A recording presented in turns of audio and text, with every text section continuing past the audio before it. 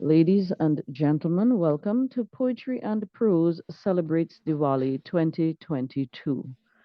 Today we have our chairperson, Ms. Arti Janki, joined by Mr. Vishnu Gosain as we start the show.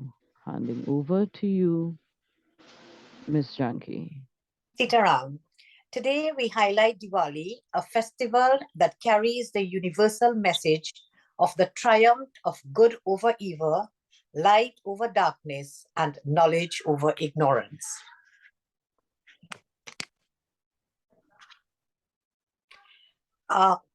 In our lineup today, we will start with Kasi Singh, who is going to read Diwali Simplified, and that will be followed by Krishna Samaru with the Naunia. And as we go forward, we'll bringing the other readers. We have a very packed program of new writings for this program today. So we start now with Kasi Singh and Diwali Simplified.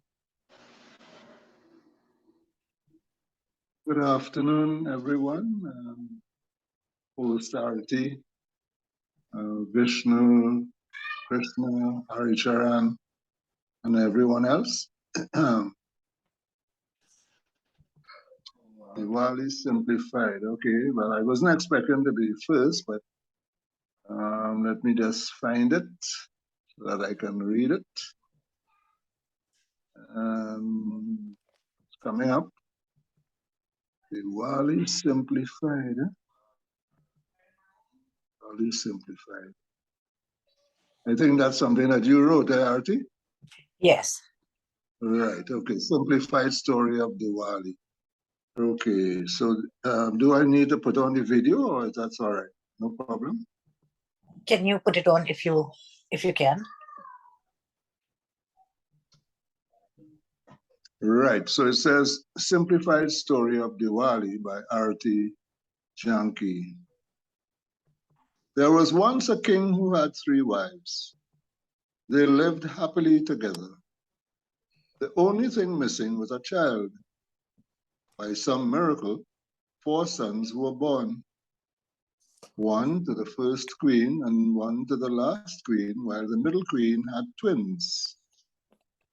The boys grew up and were married to 4 sisters. The king decided to crown his eldest son and retire. On the day before the coronation, the youngest and most beautiful of the queens said to the king, "If I ask you for something, will you give it to me?" "Certainly," His Majesty replied. The queen said, "I want you to crown my son instead and send the eldest to the forest for 14 years so that he would not interfere in my son's reign." The king was shocked. "No," he cried, "I can't do that. Ask for anything else." The queen insisted, and while the king was trying to get her to change her mind, his eldest son came into the room. He asked, "Father, you seem disturbed. What ails you?" The queen interjected, "Your father gave me his word that he would banish you into the forest for 14 years and crown my son instead." The eldest son attempted to console his father, saying, "You must keep your word. What is a king if he fails to keep his word?" He immediately changed his royal robes and got ready to leave. His new wife and brother insisted that they go with him. The son of the youngest queen had gone to visit his maternal uncle. He was distraught when he heard what had happened and refused the crown. He left for the forest to bring his 2 brothers and sister-in-law back to the palace. The eldest son reiterated the importance of keeping your word. He refused to accept the crown. 14 years passed. It is the return of the eldest son to the palace, the reuniting of the family and the people of that city that is celebrated in the Festival of Lights, or Diwali. End of story. Thank you, Kasi. I think that is a simplified version which will shed light on what Diwali is all about. So we come back to the program where we should have begin to the very beginning. It's an interview conducted by Vishnu Gosai, with a former principal of Tunapuna Hindu School, the author of 14 books, a university professor, and a recent national award winner. Sri Premnath Gupta's life has revolved around Indian culture, and we are honored to have him as a guest at Poetry and Prose. So over to Vishnu with Premnath Gupta.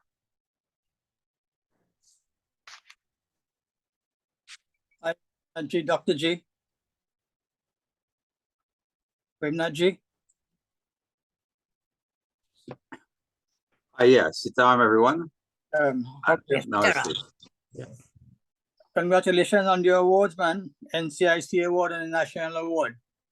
Thank you. Okay. All right, so we have 15 or 20 minutes to talk about Diwali in your area, Sandy Grandi. Tell us something about the early days of Diwali, how people celebrated and things like that. Anything at all? All right. Let's go back to the early days of indentureship when the East Indians came. So first we need to talk a little bit about the date, the Diwali date. When they came to Trinidad, remember they came with just the memories of what they celebrated in India, with the various festivals and so on. So they did not have what we call today the correct timing or the correct dates for Diwali. There were no pundits, there was nobody to guide them with the dates for Diwali and so on. So they kind of worked with the moon, with the lunar month, and just to figure out when the various festivals like Pagwa, like Kartik, and the different Hindu festivals that they had. Diwali was one such festival that is celebrated, but they celebrated it from memory. So they knew when the time was ripe for Diwali. So it was like during that month, they would probably select the best date, or they would work with the moon, the darkest night in the month, and they will use that to celebrate Diwali. Now, we have to remember that in those days they lived in the plantations. So first we look at how they celebrated it in the barracks, and then when they left the barracks, how they celebrated it in their little villages. So in the barracks, they didn't have any much say. They didn't have much space to celebrate Diwali. From the interviews that I did with some of the people who got the things from their parents or their grandparents, there were these barracks that were laid out, sometimes most of them side by side. So there was a little space in between the two sets of barracks, or sometimes to the front of a barrack if it was a one row barrack. So there they would celebrate their Diwali. They would light their diyas. But how did they get their diyas? I mean, today we have diyas that are ready made and sold and so on. But the diyas from the early days, they didn't have those that kind of facility. They used to dig clay from the earth, a particular type of clay, the sticky one. Sometimes in the later years, they went to a nearby river, where they got a particular type of clay, sometimes the whitish colored clay, or they would get the normal clay. And they would use that clay. First, they will knead the clay to get the air out of it. And they would use that clay to make their own diyas at home. Homemade diyas, much of them was rough, not painted or anything like that. But they would make those diyas out of the clay and put it to dry. It would probably take about 2 to 3 days, maybe a few days to dry. And then they will use that to light their diyas. And the oil that they got, most of the time, they made their own oil from coconut when they started to set up their villages and so on. They used to celebrate them. They used to use the coconut oil. But there were no what we call communal celebrations as such. It was generally in the barracks, they used to join together, a few of them, but in the villages, it was more a personal thing, because Diwali was not a big festival. It was not very, very big. It was not well, I mean, established in those days. So people remembered what they could remember about it. So on the night of Diwali, they would light these diyas. They would use coconut oil, which is what they make, or if they had oil otherwise. But remember, they had to be sparing that oil that they were using. If it was normal oil that they got, or if they bought or whatever, they had to use it sparingly because they had to buy that oil. Some of them, they were able to use the coconut oil and make their own. In later years, when they made ghee from the cow's milk, they would use that also to light their diyas at home. But this was done as a family thing, more or less. It was a small family thing, and it was not communal in the sense that the entire village will come together. So everybody, in their own private way, celebrated Diwali at their homes. Yeah, Bish, you was going to ask something? So that was in barrack system. No, even when they had their own, when they said, remember when they left the barracks, they established villages around the estates where they lived. So they continued celebrating in their individual capacities. It was not a village. The only thing that they had in the village there, they used to have what we call the monthly katha, which was a big thing in those days. And the monthly katha for the Diwali night, for the Diwali, coincided with Diwali night, the monthly katha. So they will all gather at this place. Sometimes it used to be underneath a tree. Sometimes it might be at somebody's house or something like that. But generally, that Diwali thing used to take place on the monthly katha night. Whatever night that fell, that was the Diwali in those early days, because they had no way of knowing that about the correct date. That only started. They started to get the correct dates when missionaries started to come to Trinidad. When the Indian missionaries from India, Hindu missionaries, came to Trinidad, they began to give corrections. Even the mantras, I am told, that they recited were not the correct mantras. But they survived. They did whatever they had to do. I could draw a parallel and tell you. I went to Jamaica in the 70s, and we were far advanced to what they were practicing and what they did in there. A lot of the mantras were wrong. The words in the bhajans were wrong, but they were able to survive. They kept their culture alive, even though they were saying the wrong things and so on. And gradually they started to correct that kind of thing, and so on. So in the early days, and Professor Jha also, who came to Trinidad some year in the 70s, also did some research on this and said, that a lot of times even the pundits themselves didn't know the correct mantras for some of the things like weddings and so on. So it's also true about Diwali that's how they celebrated it. Again, as I said, from memory. A lot of times, you know the saying, one eye man is king in blind man country. So if a man knew one or two mantras, he was a pundit in the village until later years, some better could be done. So in those early days, that's how they celebrated it. It was a more individual thing, using their homemade diyas and so on. In my book in Nandi village, I talk about the Diwali celebration that they had in the village there. But these communal big celebrations largely came about after the independence, not the independence, after Diwali was declared a public holiday. In fact, people who spoke to me told me that it really started with Bade Sagan Maharaj, who did these large celebrations in Marabella, at Gopal lands in Marabella.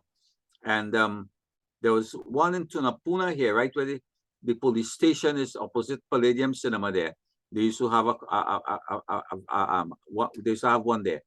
So the general, what we know today as big public celebrations, didn't really start from the early days. It gradually grew. There were some communities in the 50s and the 60s that began to come together to celebrate Diwali. But again, it was in the kutia, on the kutia night.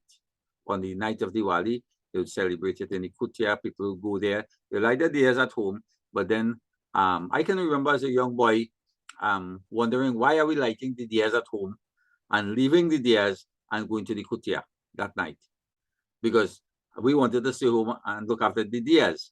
So I guess that's how it was in the communities, that they want the community got together to celebrate their Diwali celebrations in the kutia, or what we call today we know them as temples.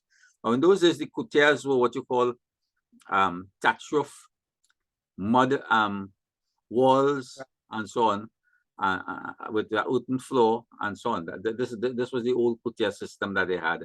Later these are transformed into temples and so on. But in those early days, that's how they went about. Yeah. Okay. Did they meet any resistance? Like, I know you're talking about indentureship period, are you? Yeah.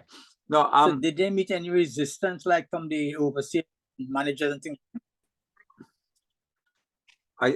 From what I gathered from talking to people, and I did some interviews with sugarcane workers who got stories from their grandparents. The only resistance they got was the fire. The people, the estate owners were very concerned about the fire, that it wouldn't cause a fire in the estate, or because this would be, they didn't want the cane to be burnt. So wherever they had to light the diya, it had to be in an area that was where it wouldn't cause any fire or anything like that. At least that's what they told me, but they never had any resistance really from because they did this in the night most of the time, and this at that time, nobody, the bosses were not around and that kind of thing. Even when they had their Ramlila plays, they had small little things where they played Ramlila, and when they left the estates, they continued playing Ramlila.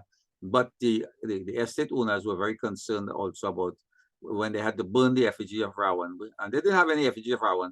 It was just a heap of sticks and wood that they would put together and burn that as what we today we call the effigy of Ravan. They should just put some sticks and grass together and they'll burn that. So I think the one that they were very concerned about, but I didn't get the impression from the people I spoke to that there was any degree of suppression of the culture or the religion.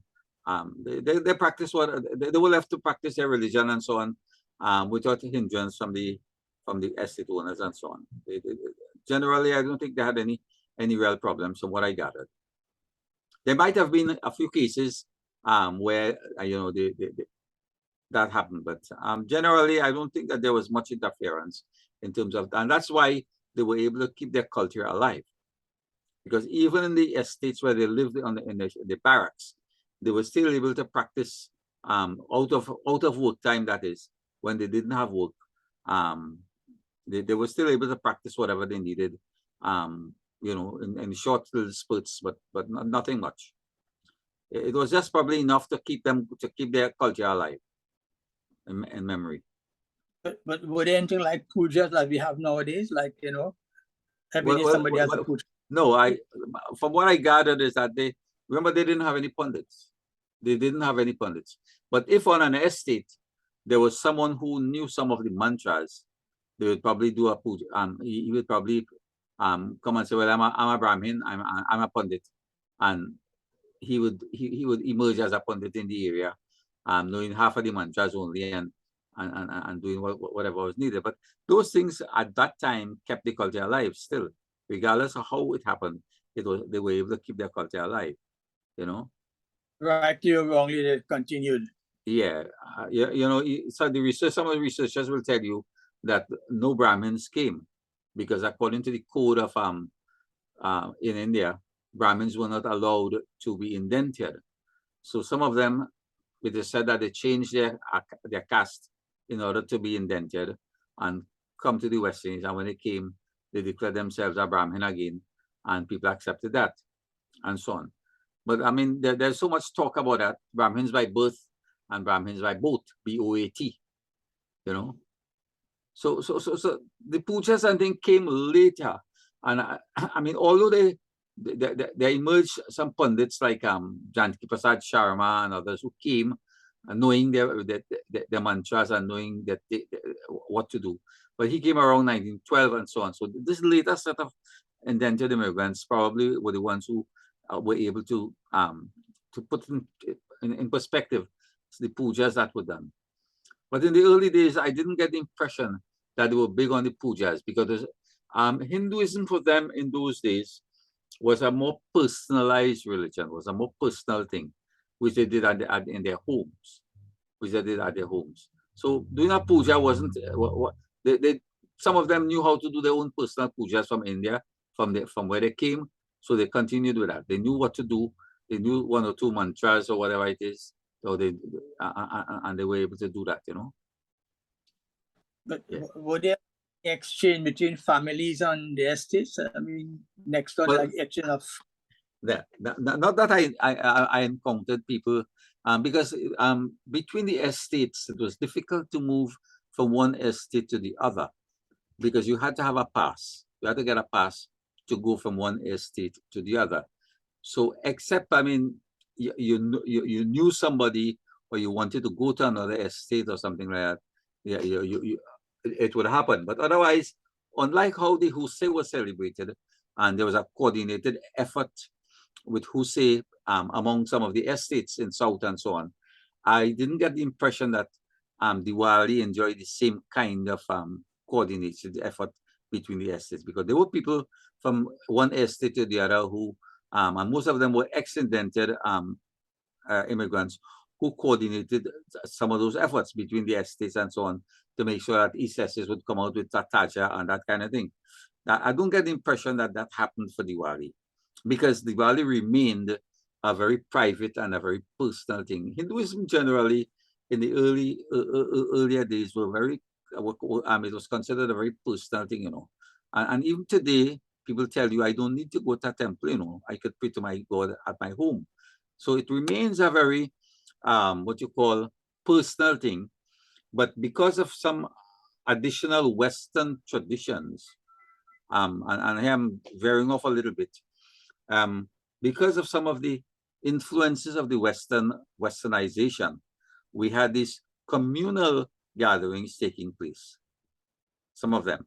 So, like the Presbyterian Church, the influence of the Presbyterian Church is important here, because in these villages, you had the Presbyterian influence beginning to creep in, and that helped with the what you call the communal celebrations, in a sense, especially with seating. For instance, in those early days, when they went to the kutia, wherever there was a kutia, or if they celebrated Diwali under a tree, wherever it was held, wherever they met to do their monthly puja, they sat on the ground. They'll gather, put some grass, or they'll spread a pall or something and sit on the ground. Or if they were in a kutia, they will be sitting on the ground.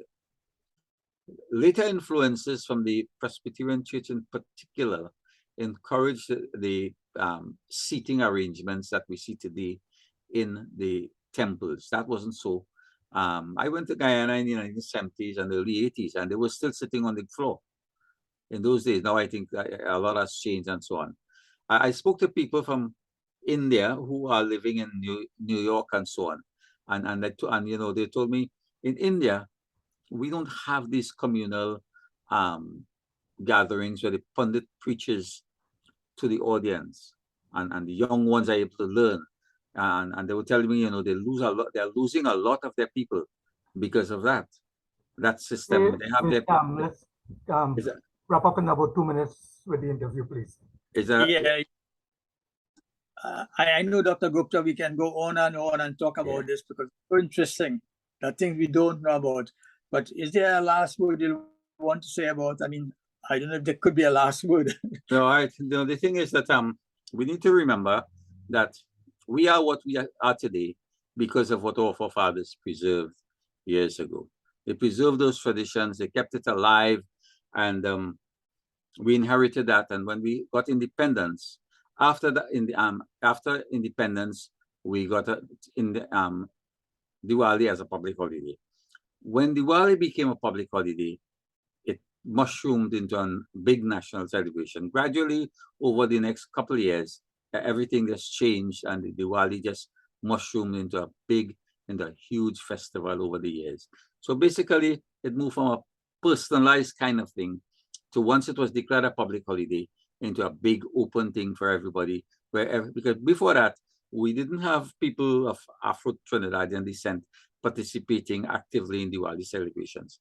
But when it became a national holiday, people at work, in their workplaces, people in different areas and communities. Like I grew up in a small community called Brazil Village.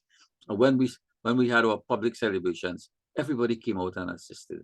I mean, Afro-Trinidadians, Indo-Trinidadians came out and helped with the bamboos and everything. And it was beautiful. But before that, when it was still a private thing, you will invite your friends, your Afro-Trinidadian friends, to come home to your home, and they will sit down and they'll eat. Even at work, you'll invite them to come for Diwali, and they'll come just to your home and that kind of thing. But when it became a public celebration, I mean, a lot changed. Yeah. All right. Thank you very much for being with Poetry and Prose. We're very happy to have you. I wish you'll come back some other time because there's so much you can tell us about it. Okay, thank you very much. Okay, thank you. Yeah. Okay, Prem, thank you very much. Indeed, it was very interesting, and we could sit and talk all day about these things, yes, to exchange ideas. So we will move on now to Motilal Budu Singh. It's because we have a very packed program that we have a lot of readers standing by to read. Motilal will read Diwali, Ramleela, and the Ramayana. And he's to be followed by Krishna, so please stand by, and Sahira Ali after Krishna. Okay, thank you. My presentation today is Diwali, Ramleela, and the Ramayana. The months September and October are especially reverential for Hindus. In Trinidad, we have just observed Ganesh Utsav, worship the Lord Ganesh, the remover of obstacles. Pitra Paksh, tribute to the ancestors, and then the period of Navratri, when puja is done to the 9 forms of Mother Durga, emphasizing the importance of womanhood in the Hindu scriptures. Diwali Nagar celebrations began on October 15th and runs until October 22nd, and the festival of Kartik comes up later in the month. Most of these events are referenced in the Ramayana, which can be described as the source of Hinduism in Trinidad and the Caribbean. The Ramleela celebration has just been completed, having started on September 30th. In many villages throughout this land, Ramleela is a dramatic open-air reenactment of the Ramayana by village folk and takes place in various parks and recreation grounds. Some examples of excellent performances are by the groups the Pandavas in Palmis Park, the St. John's Ramleela group in Avocat Faizabad, and the Taruba Ramleela in Maribel. There are many more excellent productions, but I have attended at these venues and can attest to their cultural brilliance. Diwali is widely celebrated in Trinidad and Tobago, with many festivities taking place in villages and towns. Special mention must be made of the Diwali Nagar in Chaguanas and the Diwali village of Felicity. Elsewhere, villagers light up their recreation grounds and stage performances about Diwali. These are usually done in the week preceding Diwali Day, which sees thousands of homes becoming illuminated with thousands of diyas.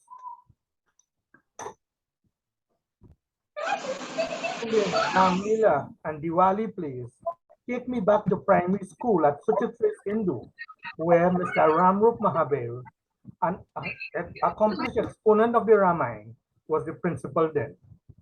I can remember to this day his teaching my class in 1962.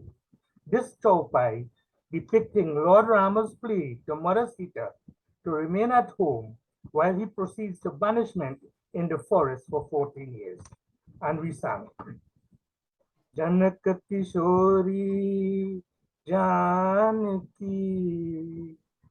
An Priye Mama Pran Mai Banwas to Jat Hu Bachan Ma to Pituman.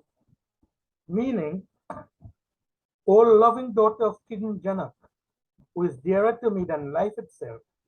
I'm going into exile in order to validate a promise made by my father. Here, Mr. Ramrup Mahabir reminded us. Raghukulari tata sadao chaliya ayi pran jaye par pachanan jayi. Jai Rama Sri Rama, Jai Rama Sri Rama, Jaya Jaya Rama.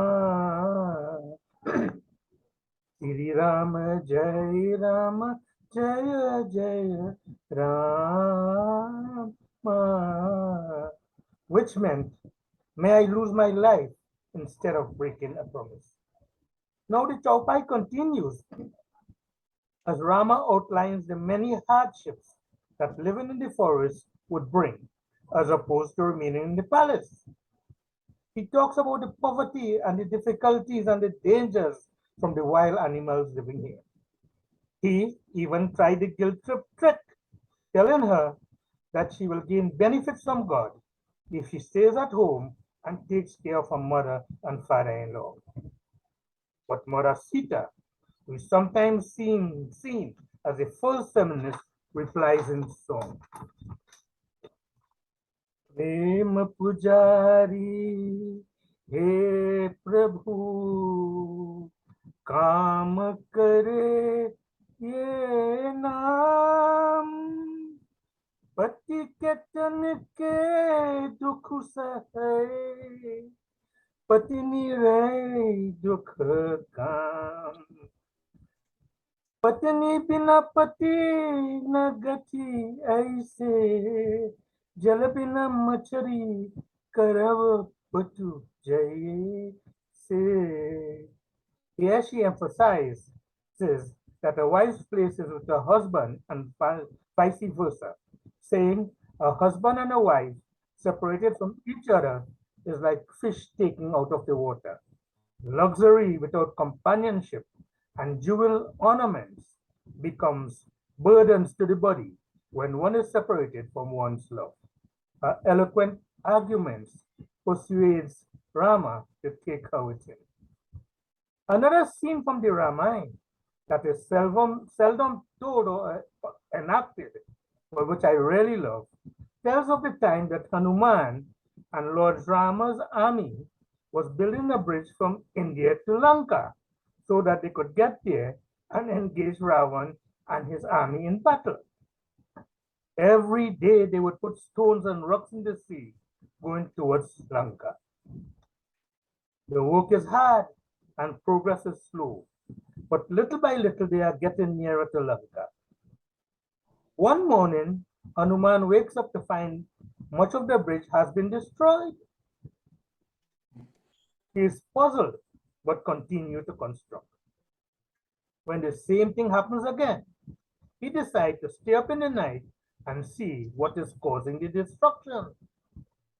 As Hanuman watches, he sees an army of mermaids working as diligently as his own army, and they are being led by the mermaid queen Survan Macharya, which translates to goldfish.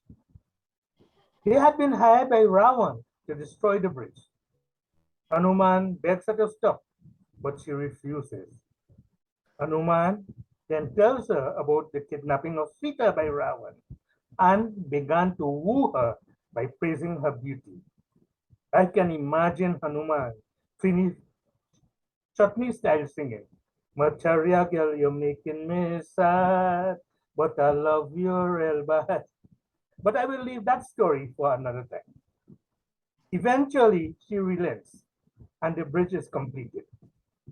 Hanuman and his army celebrates by lighting diyas and singing praises to Lord Rama. Rama army reaches Lanka, and Ravan is defeated. Sita is rescued, and Ravan's kingdom is given to the pious Vibhishan. By this time, the 14-year period of exile has been completed. The performance of Rama's return to Ayodhya in the Ram Leela is a sight to behold. The entire population goes to meet Lord Rama, Sita and Lakshman as they are coming from exile. Everyone is delighted, and the streets of Ayodhya are lit with thousands of deer to light their pathway. Legend has it that this is the origin of Diwali's celebrations. The villagers are dancing and singing as they welcome the Lord. Sri Rama Ayodhya mein aaye, chalo re sakhi Ram se mili. Sri Rama Ayodhya mein aaye, chalo re sakhi Ram se mile. Ram se mile, sakhi Ram se mile. Ram se mile, sakhi Ram le Sri Rama Ayodhya mein aaye, chalo re sakhi Ram se mile. To all Finnies, if there's a Ram Leela near to you, attend the fifth camp. You'll be amazed and entertained. And as we always do, whether Hindu or not, let us all celebrate Diwali. Let us light the pathways of life with kindness, caring, and sharing of our knowledge and culture. Shri Ramachandra ki Jai. Thank you.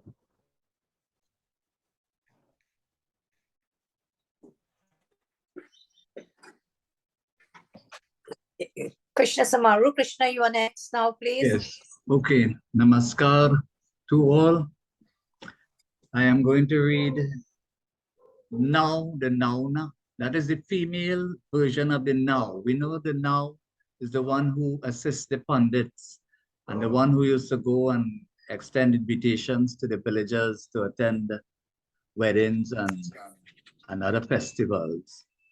So this is dedicated to Indrani Bipat. It's not a Diwali poem. I have Diwali poem, The Flickering Deer, but I decided to read this to give you a glimpse into family puja. Then now, four walls closing, converting a living room into a space holy, intimate. Cross-legged facing east, devotees sit. Baba in his cream kurta north faces, with the aroma of ghazals, like Pia He Pyar Jise. I can't let Moti alone sing. With the aroma of ghazals, bhajans, Jaya Mahalakshmi Ma, and agabati. The air is incensed. In the ancient sacred tongue of Sanskrit, the mantras of invocation, Baba intones. Asato sa, asato ma sargamaya, tamaso ma jyoti gamaya, mrityo ma amritam gamaya. Entreating each devatas to adorn the palm leaf upon the bedi marked off for each for the duration of the rites of the puja, to honor us earthly creatures with blessings divine, with darshan, shakti, as befits our dharma, bhakti. The household now in her 80s, in her white sari and orni, bedecked with a humility that will outlive the earth.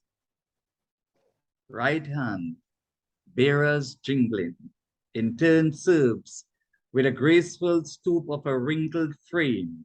Left hand, the right elbow gently touching.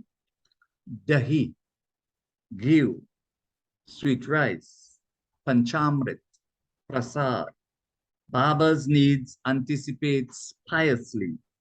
She awaits with eyes alit, deer-like.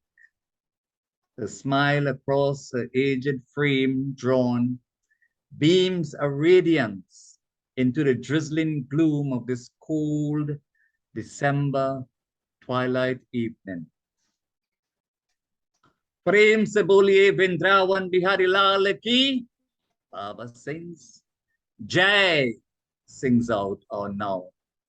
Shubh Diwali to all. Thank you. Wonderful. Sahira, you are up next. Sahira? Hey, yes, I am here. All right, go ahead with your poem. So today I will be reading Dhanteras, the first day of Diwali. This story is taken from www.indianparenting.com. Let's begin. Dhanteras marks the beginning of the 5 days of the celebration of Diwali. Homage is paid to the god of death, Yama. In Trinidad, Hindus light a diya called Yamdiya in reverence to Yama or Yamraj, as we call him here. The story behind its celebration deals with the Hindu god of death, Yama.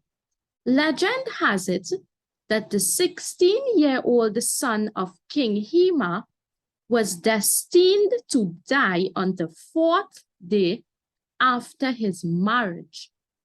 This was foretold by an astrologer as per the boy's horoscope. However, his wife refused to accept this fate for her husband. On the 4th day of their marriage, she would not allow her husband to sleep. She laid all the ornaments of the house, as well as a hoard of silver and gold coins at the entrance of her husband's chamber. The entire room was brightly lit with a large number of lamps, and the young wife too stayed awake all night, singing songs and telling stories. Yama arrived at the chamber in the guise of a serpent in order to claim his victim. However, the dazzling brilliance of the lights blinded him and made it impossible for him to enter the prince's room. He climbed on top of the ornaments placed at the entrance and spent the night enchanted by the melody of the songs the wife sang. When morning came, he left quietly, without killing the prince. Thus, the wife was successful in saving her husband. In this regard, Dhanteras is also referred to as Yamadipdan. On Yamadipdan, lamps are left burning throughout the night as a form of reverence to Yama. It is also the night when people light lamps and float them down a river in memory of their ancestors. Since this day is associated with wealth, business premises as well as houses are renovated and decorated to welcome the goddess of wealth. The entrance to a house or an office premises will be beautifully decorated with a rangoli design that comprises of traditional motifs. To herald her arrival, miniature footprints are drawn all over the house using vermilion and rice flour. Lamps are kept burning throughout the night.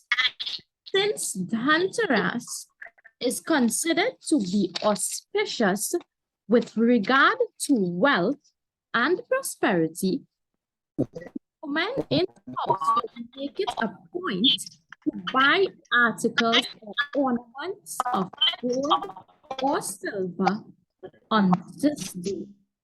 If this is not possible, women will at least buy a few new utensils for home. This is because the purchase of new dhan, especially in the form of a precious metal, is said to bring good luck to the home. On the evening of Dhanteras, a Lakshmi Puja is performed to ask for prosperity in the coming year. Also, tiny clay lamps are lit in order to ward off evil spirits. Devotional songs called bhajans are sung in praise of the goddess.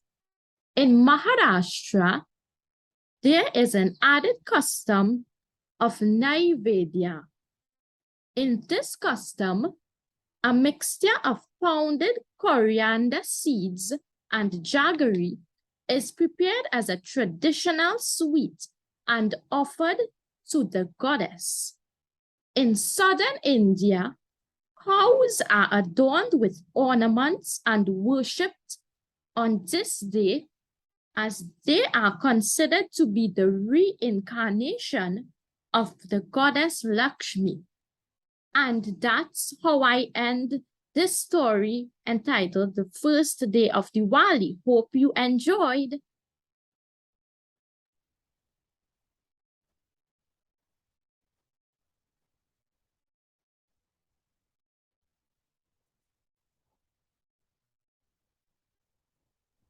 Arti on mute. Hello. Sahira, thank you very much. We enjoyed your reading. You're shedding new light on Diwali and all the different aspects of it. We will now have Cynthia M. Birch. She's going to read The Magic of Diwali. Cynthia, are you there? Yes, I had the other one, but I'll read The Magic of Diwali now. Okay. Thank you. And I'm very happy that Arti has trusted me to read some of her work this afternoon. Yes, thank you. Lights are bright, the colors explode. Feel the magic of Diwali unfold. A time to spare a moment of thought for the gods whose gifts we all have sought. This is a season to love and be loved, a time when all are one. Spread the word, there is love for all. There is a God, we are his sons. Wear your finery, dress your best. Diwali is a time for bliss. With a prayer on your lips and love in your heart, this is a day you just can't miss. And now I'll go on to the other piece, also by Arti, Village of the Heart. The eyes still see tall, lanky teenage boys, barefooted and half-naked, floating long, long bamboo poles from Chatu Pond to the village.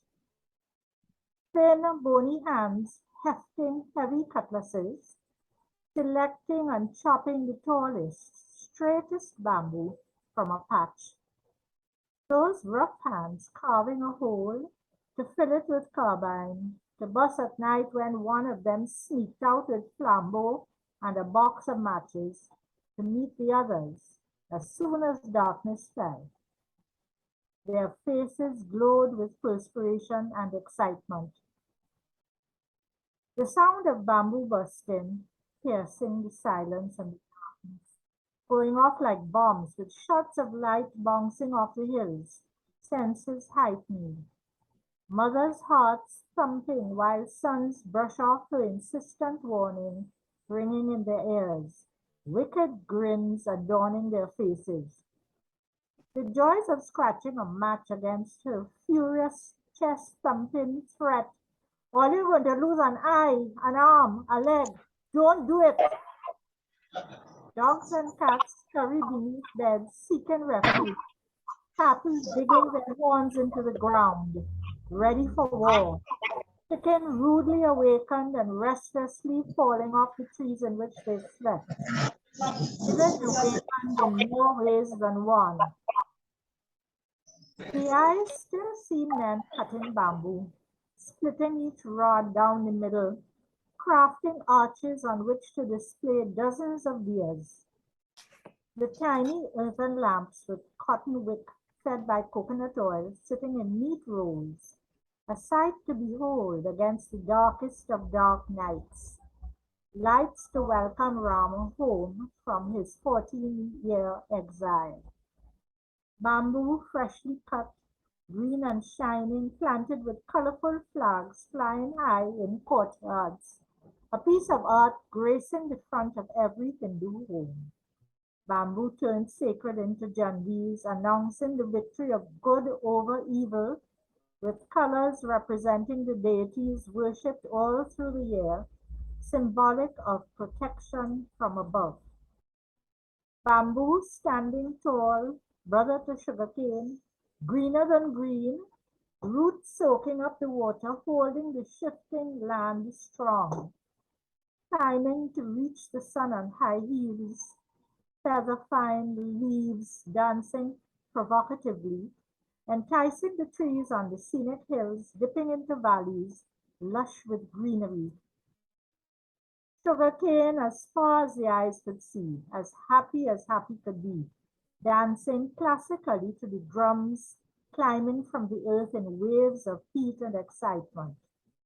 The wind whistling, bamboo sheltering, watching over the pond where the village waters itself.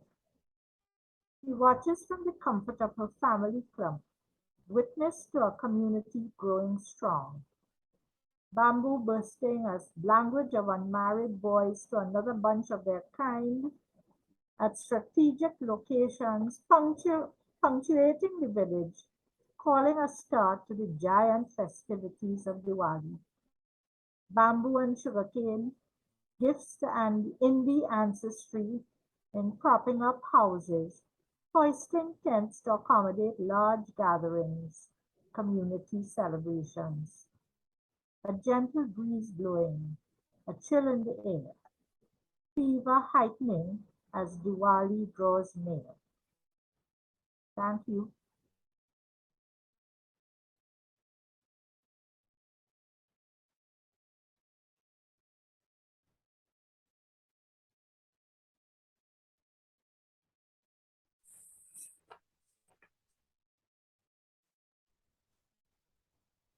Good afternoon, all.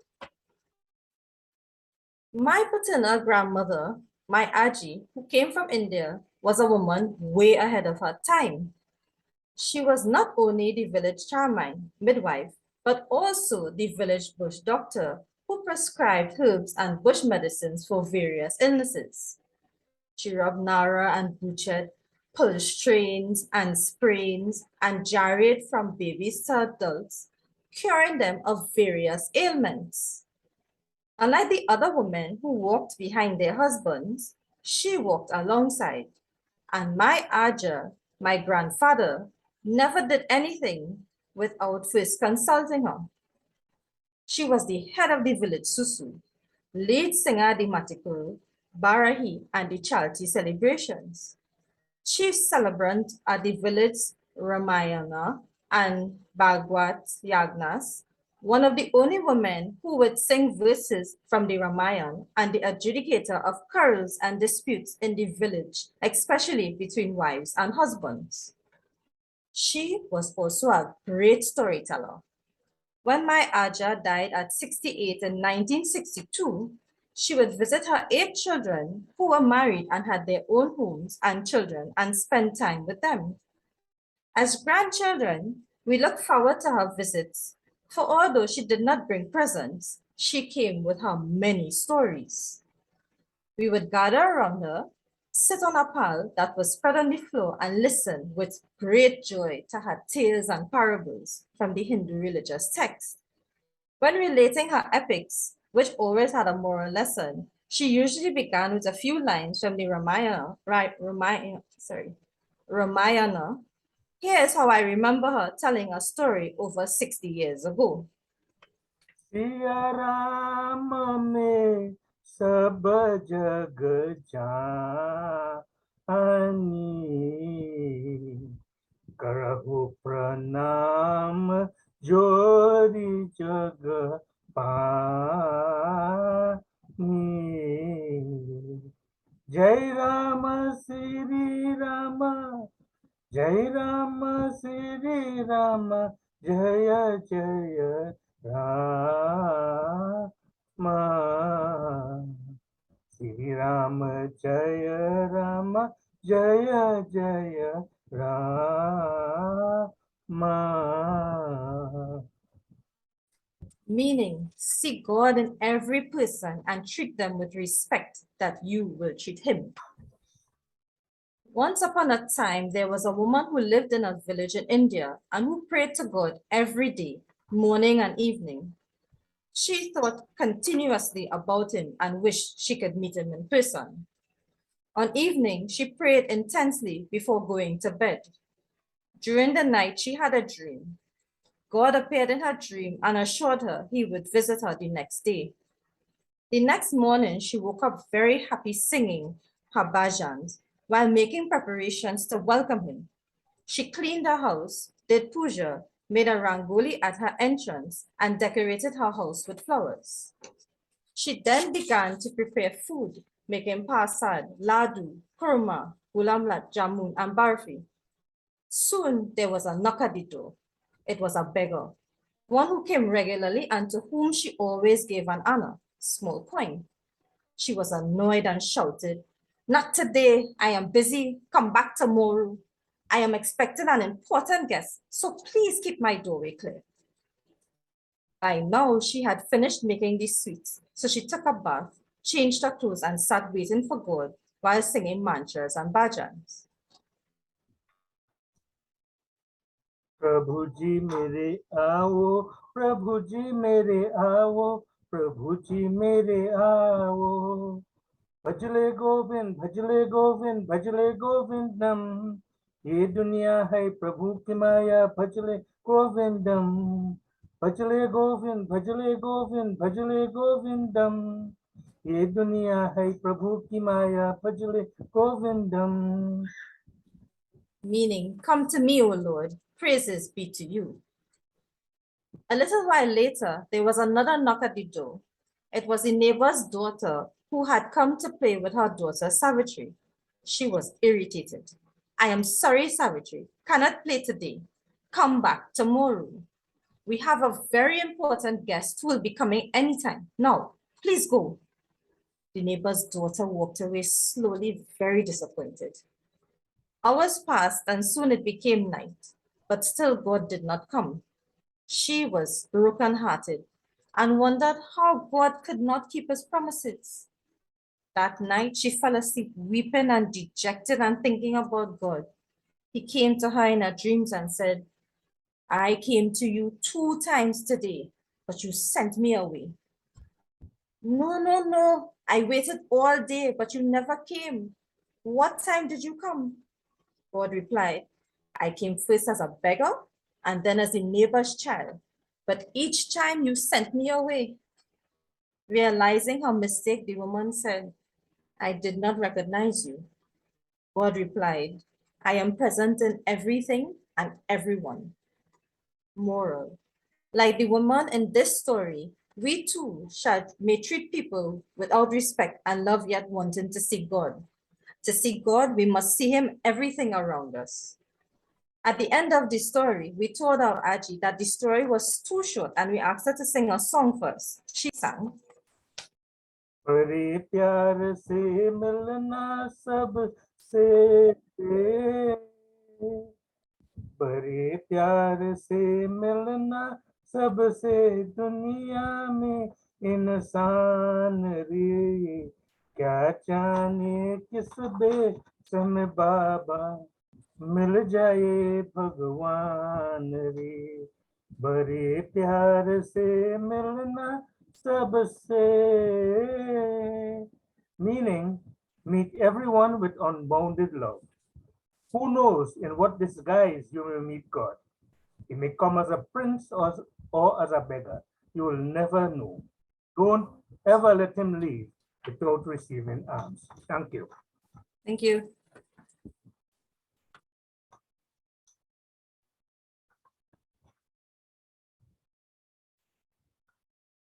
All right. Lovely reading there, Douglas Essence. I will be reading for you The Adventures of Lord Rama. And Miss Janki, I will need some help with these singings, and I know you're up for it. All right. So let's go. The Adventures of Lord Rama. My grandmother on my father's side was the wisest woman in the village. She knew all about the herbs and bush medicine for various illnesses, and made ghee and dahi, and rubbed and cured sprains and strains, and helped resolve disputes among villagers, and also between man and wife, and delivered babies. She served as the grandmother to all the children in Bagrati Trace, whether they were related or not. All the children called her Mai, meaning mother. The older men and women called her Barka Mai, signifying her status as the older and wiser mother. Before I started school, she took me everywhere to Bhagwat, Kathas, prayers, and Ramayan yagnas, to the kutia, to the sea for Kartik Nahan, to Ramlila, to the Christian Leela, and Diwali celebrations. And she would sing bhajans and verses from the Ramayana and the Bhagavad Gita. And she could tell stories, usually accompanying them with verses from the holy books. Among her favorite stories were those about Lord Rama and Lord Krishna. Once the world was in chaos as the demons led by Ravan became very powerful and were attacking righteous people who were worshipping God. In order to save his devotees and the world, he caused himself to be born as Lord Rama on earth, as the eldest son of King Dasarath. Here she would sing.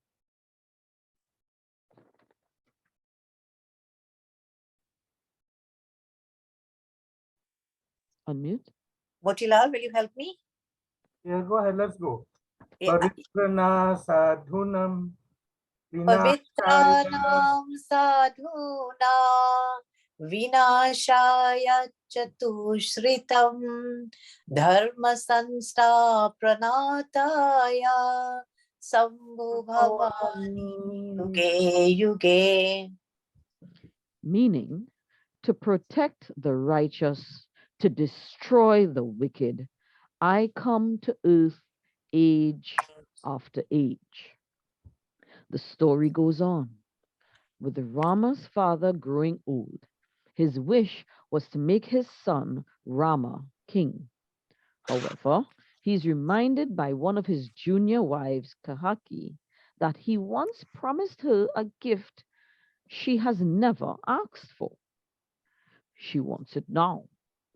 Her son, Bharat, should be crowned as king, and Rama should be exiled to the forest for 14 years. King Dasarath is devastated. He pleads with her, but for no avail. He says, and here Mai bursts into song again. Raghukulari tas dao chali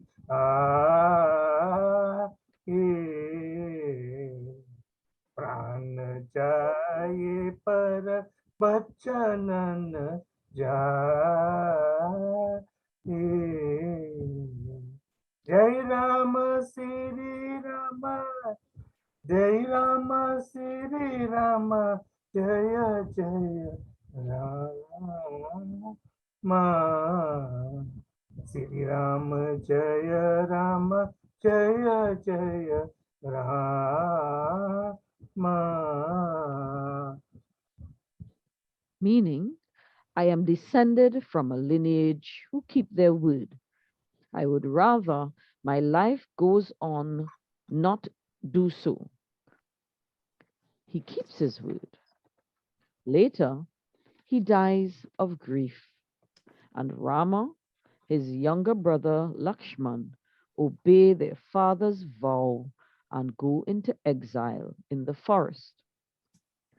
While living in banishment, Lakshman meets a demoness, Ravan's sister, who attempts to seduce him. He refuses her advances and she attacks him. He cuts off her nose. As revenge, she persuades her brother to kidnap Rama's wife Sita and add her to his harem. One of the demons changed himself into a golden deer and entices Sita to leave the protected area that she's in. Ravan abducts Sita. Rama and his brother Lakshman searches for Sita. Ravan would not give her up. With the help of Hanuman, the god of the monkeys, they wage a war against Ravan and the demons. After many adventures and battles, Ravan and his demon army is defeated. Ravan killed and Sita is rescued.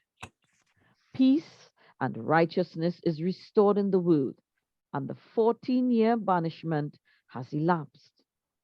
Rama returns and is given back his kingdom by Bharat, who never wanted it in the first place. To welcome Rama, Sita, and Lakshman, the people in the kingdom light rows of diyas at their homes and the streets. This is said to be the first Diwali celebration. But peace and harmony are not present in Rama's household. The gossips in the kingdom keep shoo-shooing about Sita's stay at Ravan's kingdom. How could Sita remain faithful to Rama while living in Ravan's palace? They whispered. Even Rama began to have doubts. He orders Sita to go through trial by fire. That is, walking through the flames to prove one's fidelity. Sita emerges unscathed. Rama apologizes to Sita, but Sita is angry that her husband doubted her love and faithfulness. She leaves the palace and returns to the forest seeking refuge in an ashram. There, she gives birth to twin sons. Rama never stops looking for Sita. When he finally meets her, his two sons are young men. Together, they convince her to return home. Rama rules for a long time, teaching valuable lessons to mankind before he and Sita ascend to heaven, assuming their divine form. Shri Rama Jaya Rama Jaya Jaya Rama Jai Rama Shri Rama Jaya Jaya Rama. My sister Chandra, who was 4 years older than me, had started school at Victoria College in Penal and felt she knew everything. She had become skeptical about my stories. She questioned, how come Rama, if he was God, didn't cause Kakihai to forget King Dasarath's promise? God would not need to battle to destroy Ravan. He could do it all by himself. He didn't need the help of Hanuman and his army. He could have known that Sita was faithful. I was horrified. How dare she disrespect my beloved Mai? Mai looked at her and calmly said, "The old stories in the Ramayana, in the Bhagavad Gita, in the Bible, and indeed all the holy books of religions are there to teach us life lessons. When God comes on earth to restore righteousness, he comes as an ordinary human being, lives and acts as one, so we can learn by examples that he sets how to live and how to behave." And there we have The Adventures of Rama by Mr. Motilal Buru Singh, and it has been my honor and pleasure to read it for you today. Happy Diwali, everyone. Thank you. We have, is Zorina Shah with us today? Is she here? I believe that she had left. I'm not sure if she's back on. Is Zorina, are you here?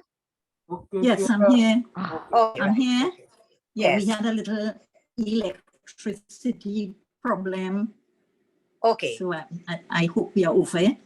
right. So The Zorina will story read is a lovely actually, reflection. yeah, it's actually called From Cedars to Chagonas, a 1960s memory. Right. Yeah, thank you. Right. Lord Rama and his younger brother Lakshman danced their way straight up to me. They were bare-chested, bows in their hands, straps across the front of their chests, holding the bags containing arrows on their backs. I wanted to touch them to see if they were real. I had only recently seen my first Indian movie at Highway Drive-In, Bilja Road in Charleville. They looked like they had stepped out of that movie in different clothing. Rajan, who teaches at, today when I think about it, the use of makeup was exact for their complexion, cheeks glowing from their triumph, hair knotted on the mold of their heads. Rajan, who teaches at Brasso Venado Government School, told me just last week it would have been Invaders Ground in Felicity, as Pier Road only began their Ramlila in the 1990s.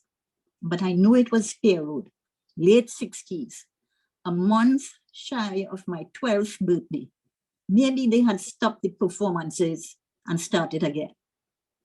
I had never seen the Ramlila before that day.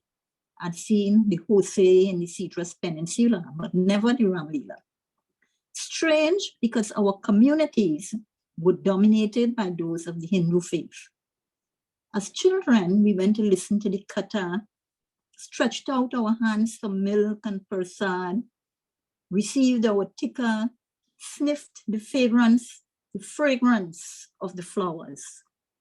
For nights, we went to the reading of the Ramayana, sat on the floor and swayed while Doya sang the melodic yet quaint notes, learned a few chaupais ourselves so we could sing louder than she did. So I have one from Sam Budram. He doesn't sing as nice as Motilal, but I'd like to see if you all could hear it.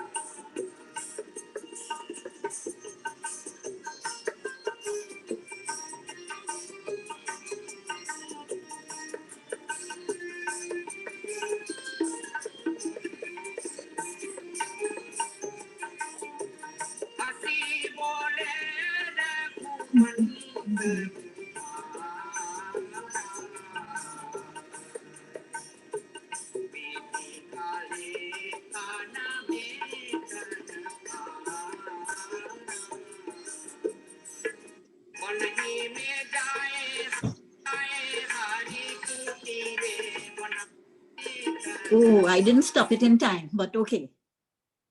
Yeah, a little technical challenge for me. Then all the children went to my grandfather's house late night, woke him up to say, Nana, we said your name in the song. Poor Raghunanan just wanted to sleep so he could go to the coconut estates next morning.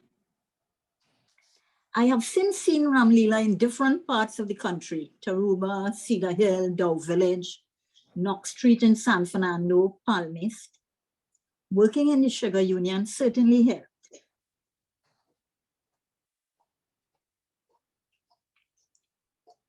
In 2006, as news spread that the government was planning to buy a Bombardier jet, one of the performers in a Ramlila in Diamond Village pointed to the sky and ad-libbed, I see Rawan coming in a jet. He was scolded by the elders. I only remember the Diwali as the lighting of diyas, prasad, which was my favorite childhood sweet, and our school friend neighbor Kalu busing carbide. We helped him smuggle the carbide from his grandparents' large wooden chest, where it was used to speed up the ripening of the bananas. I was always torn apart. I wanted to help Kalu, but I wanted that sylphig more.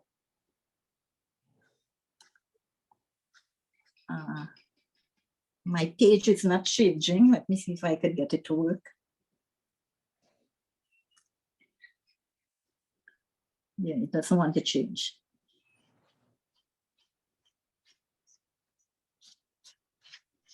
Sorry about that. I'm just switching back to my Word file. By the time the explosions rocked the narrow streets, the carbide was gone. Kalu Nana and Kalu Nani were humble people. They never displayed anger towards children. That first year in Shagonas was memorable. After the Ramlila, I look forward to the lighting up. There was a competition. My grandmother and I left Xavier Street Extension, houses on one side, and Divertai Coconut Estates on the other. That is where Orchard Gardens is now. We walked up towards the main road. My grandmother knew everyone, so I became impatient as she stopped to talk. It was always neighbor Aisha, never Parosin, as I was encouraged to call all the neighbors. We could see the beautiful arrangements of the diyas, none more so than upstairs a Bombay store opposite St. Charles Presbyterian Church. A few years later, from this same house, a guy named Ramabai Patel came to teach mathematics at our school. And still later, Kama Maraj, that's from Sasha Cosmetics, told me that his in-laws lived there. On the main road itself, the tempo increased.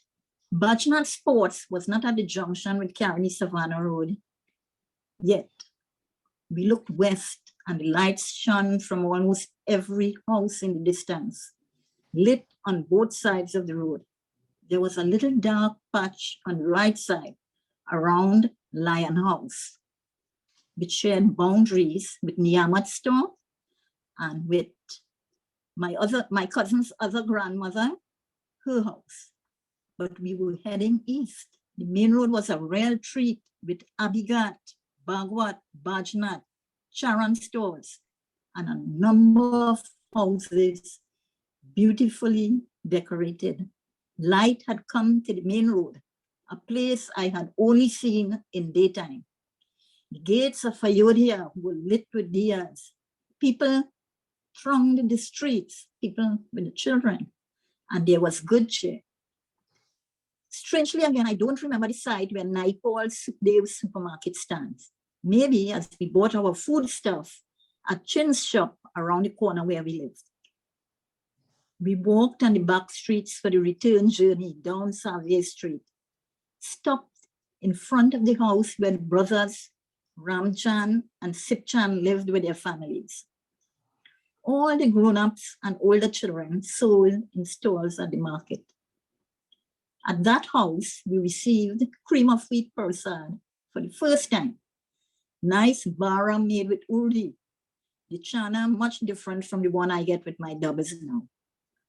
As the Diwali Nagar Committee celebrated the theme Hindu Panth denominations, I remembered that this was an Arya Samaj family. Nothing in my life since then has taken away this memory from me. Thank you. Thanks.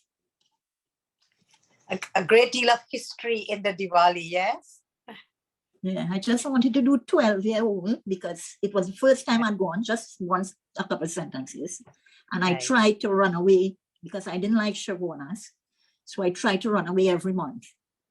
And Yes. every time I had to go back, I remembered this Ramlila, the Ramlila, not necessarily the lighting, but the Ramlila.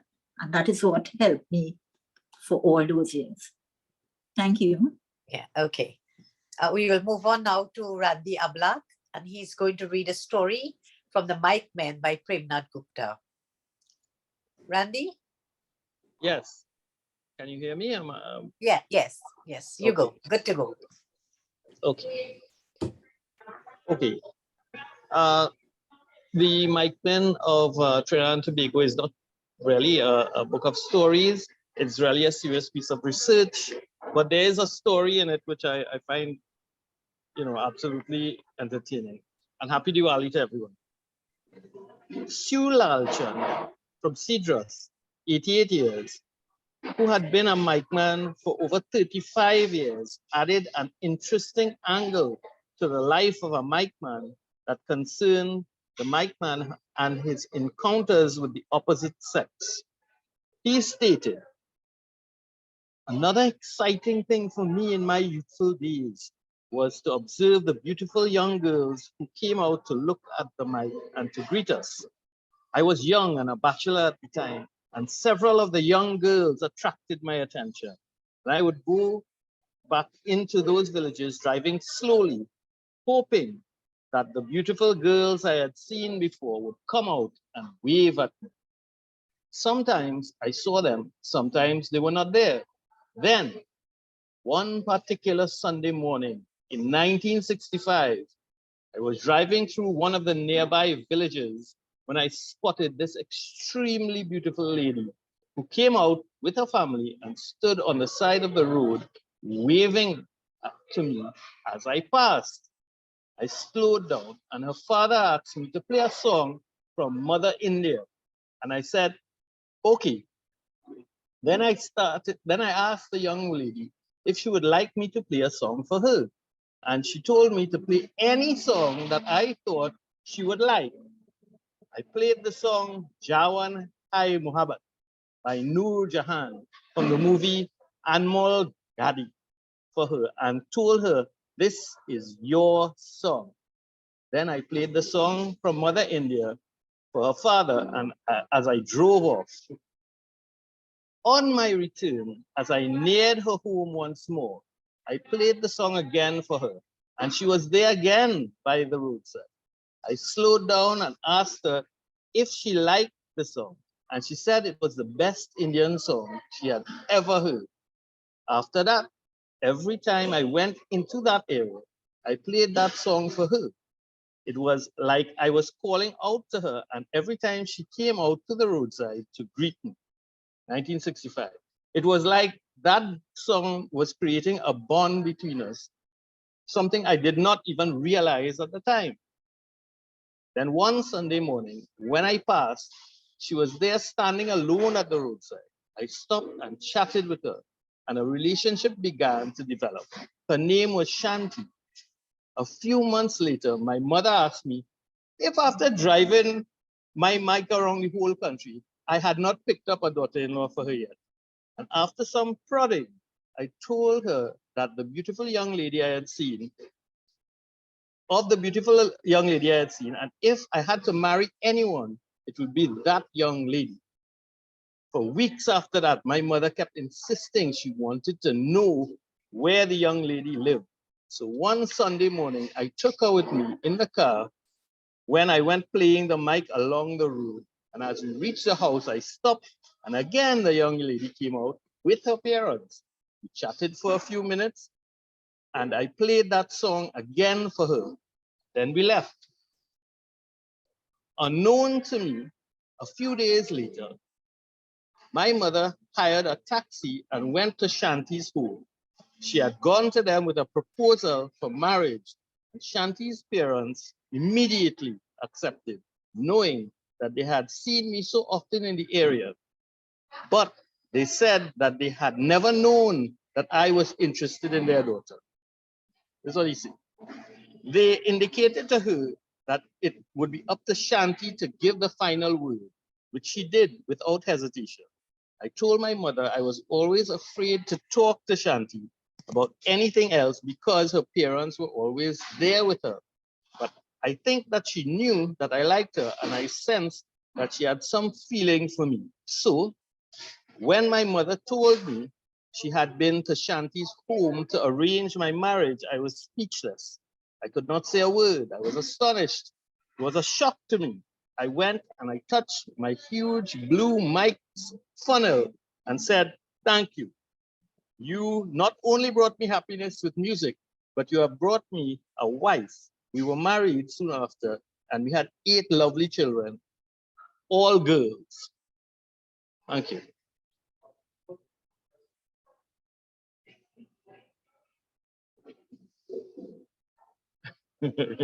I hope you all would hear me clearly, right? Wonderful, Randy.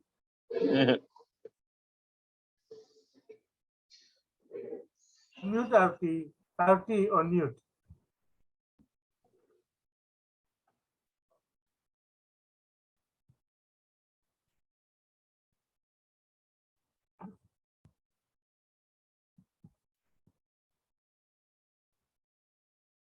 Come in, Arti.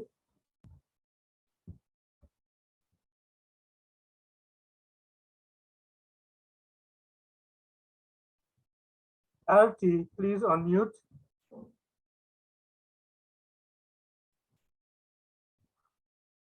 Okay, Arti, go ahead. Okay, it seems as if we have lost Arti for a while there. She needs to unmute. And the next reader is Miranda Dukran, and she will read her poem, Be the Light.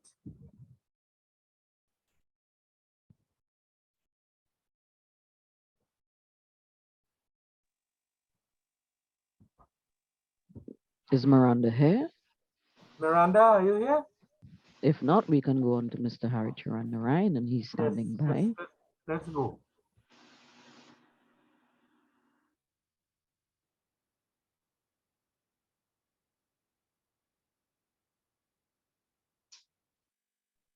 Harry.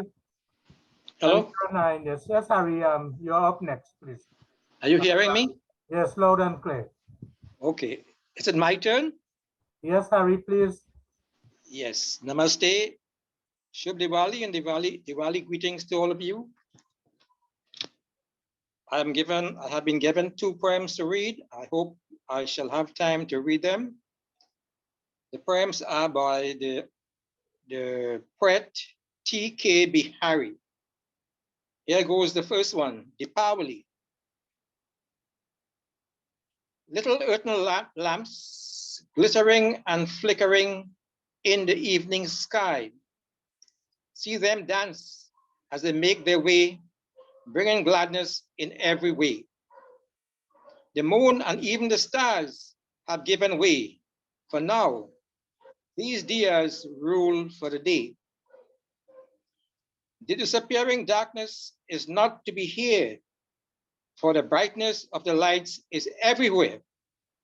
See them dance as they make their way, as if to say, the diyas and the lights are here to stay, by T.K. Bihari. If you allow me, I would like to make a few little points. You see the title is Diwali. Normally we say Diwali or Diwali. Diwali is a shortened form of Deepavali. You see, most Indians from India cannot pronounce the V. They pronounce the V as W. So they say Deepavali. Now, Deepavali is shortened now to be Diwali or Diwali because they cannot pronounce. If you hear an Indian from India speak, if they want to say very, they say very. They say very well. I am very well. So that's where we are getting Diwali from. And it's the shortened form of Deepavali. Now, deep means light, and valley means a row. So, deep valley means a row of lights. The A, I think, is a join to the two words, Deepavali, deep and valley, a row of lights. So I just wanted to make a next point again about the reason why for Diwali. Arti gave some nice points at the front, but maybe I want to add something to it. Now, we all know about the killing of Narakasur by Lord Krishna. That is also a reason to celebrate Diwali. Now, a celebration means a good time. You're having fun, and you're having eats, and you're having drinks. But this Narakasur, or Asura, as some people say, he was a human in demonic form, so he had to be killed, and Lord Krishna killed him. But there was a next very terrible being by the name of Mura. Now, Mura was the son of Lord Vishnu, and Lord Krishna had to kill Mura because he was also in the part of the devotees.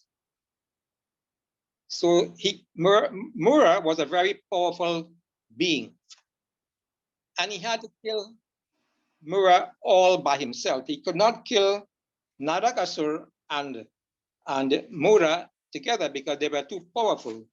So Mura said that he wanted to be killed on Diwali day so people will celebrate his death. So while Diwali is a celebration of good over evil and all these nice things, even eliminating the mind, it also celebrates death of both of these asuras, Narakasur and Mura. Now, if you all know the first line of this bhajan, Radhe Govinda Krishna Murari. You see, Lord Krishna took the name Mura and he made it Murari. Radhe Govinda Krishna Murari. Have you ever heard that bhajan before? I don't know. Radhe Govinda Krishna Murari. So he took the name Mura and he made it Murari. So Lord Krishna called himself Murari, or people call him Murari. Now,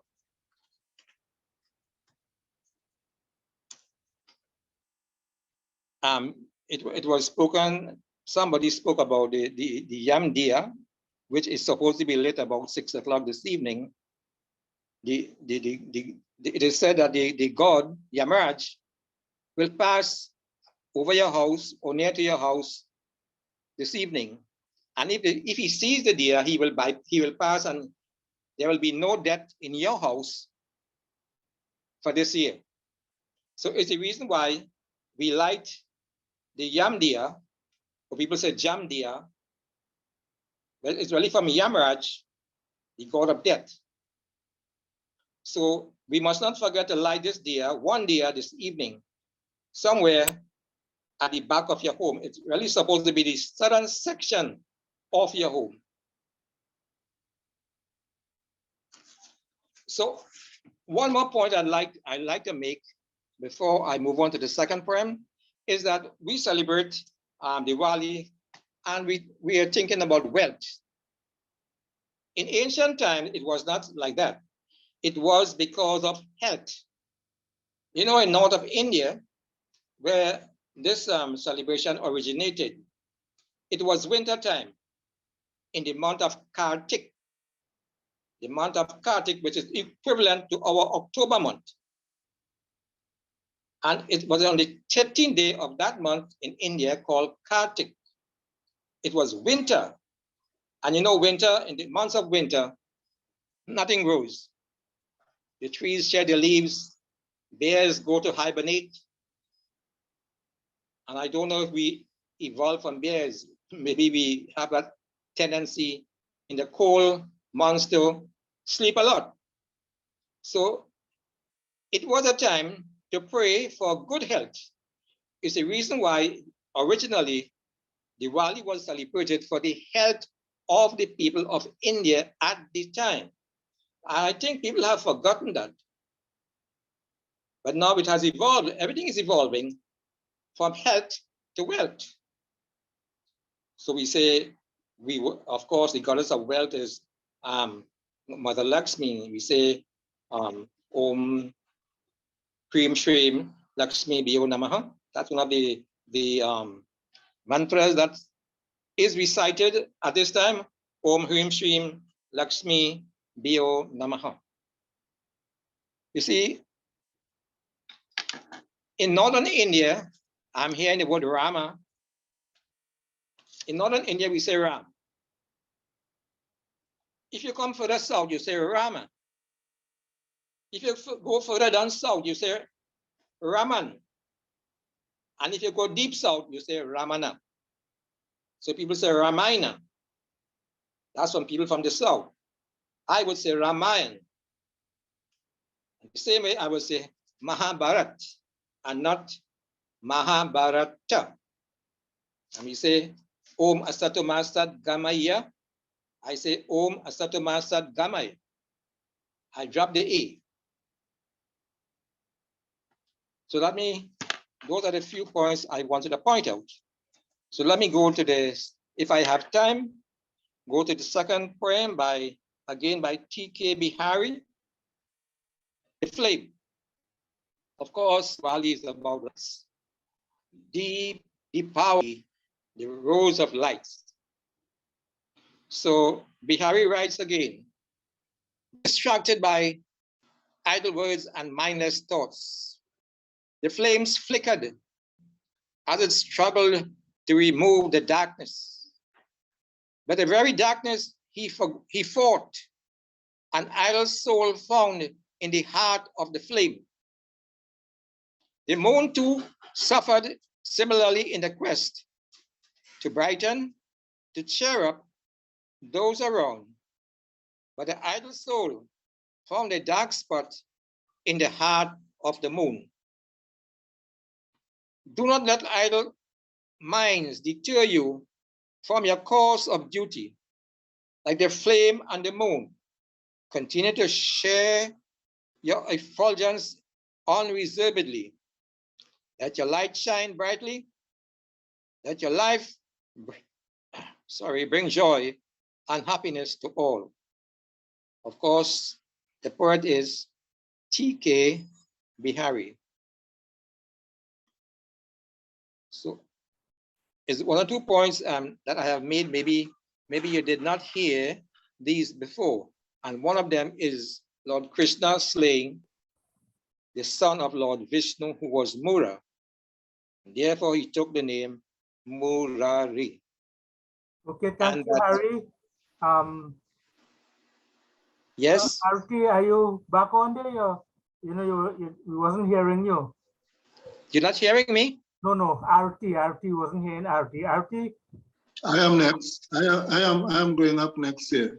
Thank you very much. Shubh Diwali, everyone, again. It's a pleasure to be here. My poem is called Yoga of Lights, and it is a good follow-on from what Dr. Gupta said at the beginning, and also from what Haricharan just said a little while ago. And it says this: night sits still, her caressing eyes engaged, twinkling blue-white sparks of ancient fire.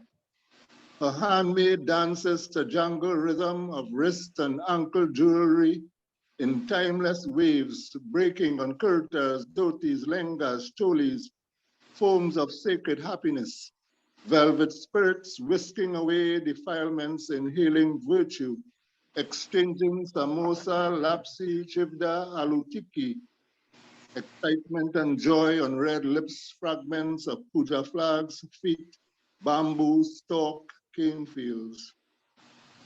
Sun waltzes in daylight, beaming from eye, trays of roti, double, sahina, lining arms like customers to a take-away tent. Mouth salivating from smell of chana, curry chicken, shrimp, baby ones prepped with napkins like free colored ties flying from school to daddy's hug and mommy, chiffon cigarette pants on her shopping list, a watch, necklace, a fantasy of light and love above Lashmi and Vishnu protecting us in TNT, where Douglas birth essence of unity, African Indian exuding beauty's being, temple, mosque, church, parley, holy dates, individual inner lights, diyas forming one universal blaze, burning dross from metal, melting pot of food, clothing, shelter, prayer. Easter, Eid ul Fitr, Diwali, Christmas, pan and tassa, Ganges and the Nile, calypsos and chutneys, cow heel soups and bhaji rice. Festival of lights, we illuminate paradise. Thank you. May you all have a beautiful holiday tomorrow. Thank you, Cassie. Thank you, Cassie. I think we don't know if we get back Arti. Arti, are you back on? Arti, you need to unmute. We're not hearing you.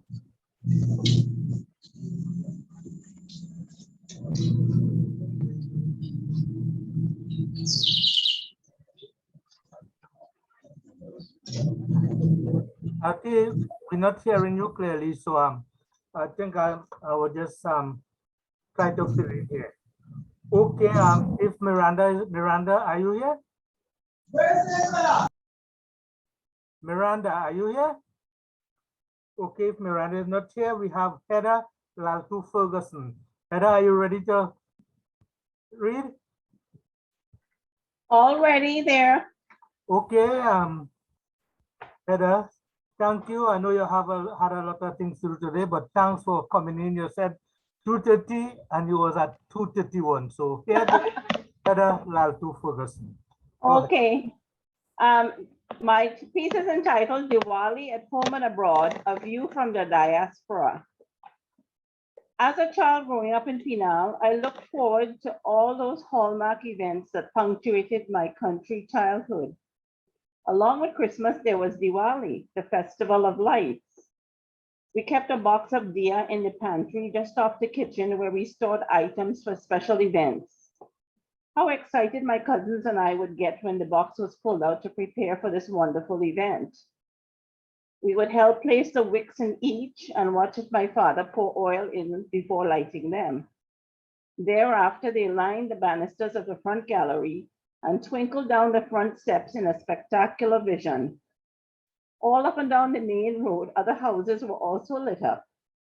There was the Bridge Mohans across the street, Rat's house next door, my Auntie Dolly Gosine down the road, and my Auntie Margaret house further on across from Gunny's shop.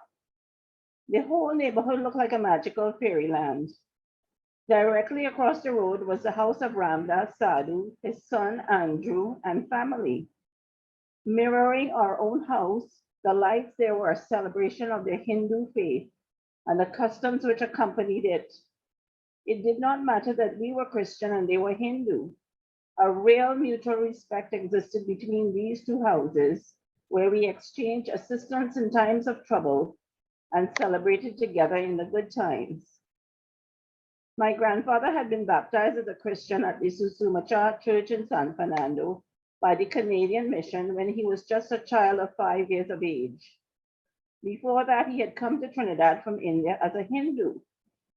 Our family then retained many Hindu customs and celebrations in addition to introducing Christian ones to our way of life. In fact, the first language I spoke was Hindi, as my grandparents spoke it at home and I picked it up as they cared for me when my parents were at work. We, as I'm sure in many other families, found a way of integrating both faiths together to create a unique way of living and worshiping with no apparent conflict between these two not entirely disparate faiths. As small children, we embraced both Christmas and Diwali with equal anticipation. On both occasions, we would drive as far as San Fernando to take in the lights and marvel at the sometimes intricately lighted designs. Both richer houses and humble homes were lit up, creating an equality in welcoming the mutual wish for good over evil, light over darkness, and in hoping for prosperity for all in the coming year. When my family came to Canada in 1970, we arrived in Nova Scotia, the very province from which many of the Canadian missionaries who worked in Trinidad hailed. My father took a teaching post in a small rural fishing town. Here he closed a circle of sorts, arriving in the very place to teach the great-grandchildren of those who had taught him at Naparima College in San Fernando. These towns were so small and starved for education that he often marveled that so many missionaries left these shores to go to Trinidad to teach and convert the primarily Indian population to Christianity, when their own hometowns stood in greater need of their enlightenment. But as we came to realize, here they would have to have struggled for a living, whereas in Trinidad they were treated like lords with free housing and servants, among other privileges. This part of Canada in those days was primarily white and Christian, with foreigners and people of color few and far between. Christian churches dotted the landscape, their tall spires marking the geographical and spiritual centers of each community. Any Hindus or Muslims in this environment conducted their prayers privately in their own homes before makeshift altars. There were no mosques or mandirs in those days. Little by little over the decades, as immigrants to Canada flooded into major cities like Toronto and Montreal, those worshiping communities eventually erected their own places of worship. Smaller centers like the maritime city where I came to settle still had no meeting place for worshipers. And as one could count on one hand, the Hindus or Muslims who had settled here. As decades flew by, increasingly, Canada's national news channels on television would mention Eid or Diwali in a one-time news spot. Later on, they would highlight events surrounding these important holidays, including reporting on events weeks in advance of Diwali in particular. Just this past Monday, our national news featured a story on the Hindu Mandir of Peterborough, Ontario, for example, cooking food for a homeless shelter as part of their Diwali celebrations in giving back to their community. Even organizations such as North American retail giant Walmart have got on the Diwali Act, advertising Diwali sales and Diwali specials to attract customers. And the huge skincare company Neutrogena has a special Diwali glow up skincare package to offer. A new breakthrough has also come in the form of annual calendars for the new year featuring Eid or Diwali, along with Christmas or Thanksgiving. Acknowledging these important holidays are now part of our cultural landscape. Recently, more Indian immigrants have continued to move into the maritime region of Canada for work or school, creating a real need for community-based meeting places. About 8 years ago, in my home city of Moncton in New Brunswick, the first mosque was opened. 2 weeks ago, the first Hindu mandir followed, and right in time for Diwali. An ongoing influx of Indians from the larger city centers in Ontario and Quebec have chosen this more rural and quieter part of the country to settle. Fleeing long commutes to work, higher rents and mortgages, and increased crime, they are arriving in my home city in droves, hence the need for a larger places for worship to take place and accommodate a growing population. I see this as a positive happenstance, as here we now reflect a global profile, more in keeping with reality in today's world. We now have in our community Indian restaurants, grocery stores, and corner stores selling everything from exotic spices to rotis and naan of every type to diya and other utensils for pujas, to name just a few items. No longer do we have to order in from Toronto or even further afield from India itself. In tandem with these latest developments are, sadly, increasing losses of Christian churches across Canada. In my city alone, churches are struggling to remain relevant in today's society. Recently, we have seen one become a pawn shop, another a furniture store, and yet another a community center, and others have been demolished outright. Our new mandir is housed in a building that was not built for the purpose of a Hindu temple. It has served immigrants well, however. It was formerly a Chinese takeout run by Chinese immigrants who worked very hard to put their only son through a Canadian university. He then went on to graduate with a master's in science and got a job doing research. The parents retired eventually, and the Hindu community is currently renting their original space. As the Hindu numbers grow, no doubt they will eventually build their own mandir, but not as ornate as those in Trinidad or even India due to the harsh cold climate, but no doubt warm in spirit and heart. The new mandir has offered an open invitation to those of every faith to drop in and experience their new space and enjoy their hospitality in a true show of brotherhood. In closing, let me say how delighted I am to see this new addition to our cityscape. I cannot help but think back over 100 years ago when the missionaries from the Canadian Mission to Trinidad embarked on their journey from these shores. Never in their wildest imaginations could they foresee a time when the mosques and mandirs would be a part of their home landscape. I applaud the faith and perseverance of these new immigrants to Canada who are adding to the diversity of our nation. The immigrants work hard, create businesses, which in turn hire those from the local white population and add to the wealth of the communities in which they live and work. The strength of any nation lies in its diversity, each ethnic group adding to the cultural and spiritual fabric of the nation. This year, I'm looking forward to Diwali celebrations in my city. It will be a new experience, but an old one too, plucked from the distant halls of memory as I drive around to see the light displays like the ones I still remember from my childhood in Pinal, so long ago and far away. Happy Diwali to all. Okay, thank you, Heather. I have just unmuted. I let my daughter came and help me. So I was getting the problem to mute and unmute. I am going to read an invocation to Mother by Madan G. Gandhi, comes from the line of Mahatma Gandhi. And he is a school principal in India. And he writes, Yogis and seers of old, glories of Mother fulsomely have told, who from her own womb gives birth to the sky unto the earth, hangs the sprangled heavens in empty space, holds the earth to rotate in its place, makes and lights up the sun upon the earth in motion to shine. Power transcendent since your birth, you hold apart the heaven and earth, like chariot wheels keeping them apart by axles made through workman's art. In Shakti with you no one can vie, fill the earth, the air, the sky. Your presence unperceived extends beyond the world's remotest ends. A million earths, if such there be, a million skies fall short of your majesty. A billion suns cannot you outshine the effulgence of your light divine. The worlds which mortals boundless deem to you, but a handful seems. Mother, you are without a peer, on earth or in far of heavenly sphere.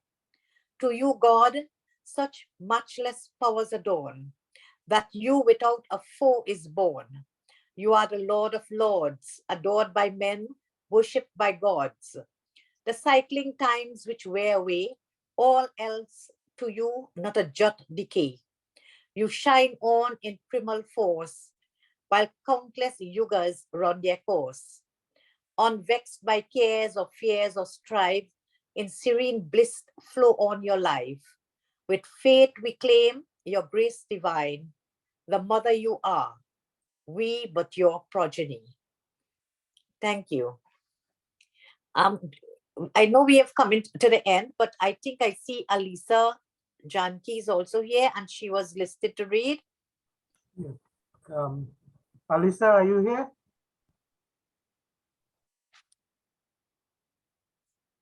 Okay, is there anyone else? We have a few minutes that you want to say something or you want to read. If not, we only have 5 minutes, and it has been a wonderful Diwali presentation in that we have so many views about this festival and so many things to say about it. And we, in fact, tell our history through our experiences with Diwali and with other celebrations as well.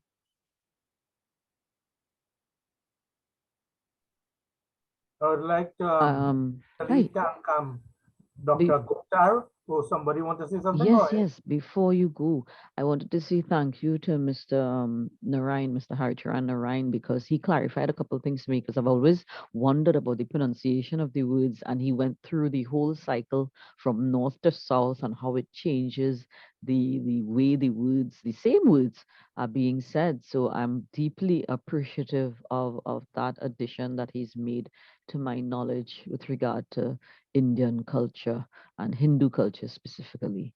So thank you ever so much. And I'm sure that, Natasha, that you will use that in your teaching of the cultural arts. Definitely, definitely, it will come handy, very much handy. I hope I can speak to him on the side where I can, pull a little more information from him. He seems to be a wealth of information, as are all here. Thank you so Yes, much. so you can get him on Messenger. So Haricharan, I'm sure he will be glad to hear from you as well. Okay, and we'll try to get Dr. Gupta in virtual story time. I will talk to him tomorrow. Yes. So thank you, Dr. Gupta, and thanks for everybody for coming here. My hand is up. My hand is up, Muti. Okay, go ahead. Thank you very much. Yes, I want to thank Dr. Gupta also very, very, very much for his very revealing words in the interview there. I will study them when the podcast is sent to me eventually, because it's rich. I was hoping to speak to members of elders in my community about origins, but now that I don't have to go there because he has certainly filled in a lot of the blanks for me, and I'm particularly heartened by his presence and by his candid remarks concerning how things came to be and where we are today. Thank you very much, Dr. Gupta. Thank you very much for hosting Arati, for Motilal and all the rest, Gersha and all the members. I certainly wish you all a very, very hearty Diwali celebration tomorrow. Bye-bye. Yeah, thank you, Kasi. Yes, and so Haricharan also talked about today being Choti Diwali, the Diwali in which we light the lights in the back of the house and we do the different kinds of prayers. So that is going to be done today. And then, of course, tomorrow is the grand celebration. Okay, well, thanks to everybody for coming. And if any, there's this Fire Tablet want to say something, go ahead, please. Natasha, Yeah, can you spotlight Fire Tablet? Yes, go ahead, sir.